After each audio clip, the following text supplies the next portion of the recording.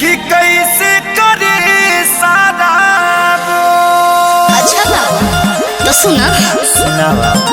उठा के रंगवा डालेला बैठा के रंगवा डालेला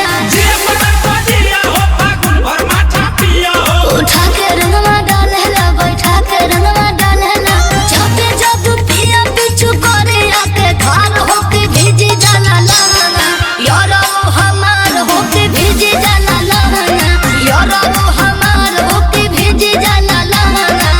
परेशान हो गइल बानी मार भाभी वाला के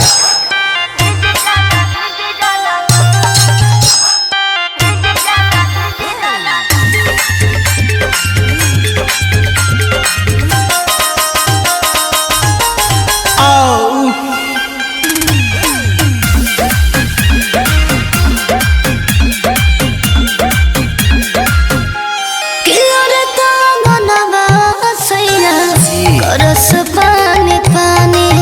उनका डर से घर में ढुक जाले जेठाने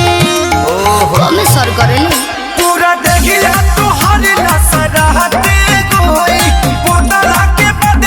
पर रहते कोई रगड़ देत होई ललका पिया लगा भेले हरियर को पिया लगा भेले एहो का हो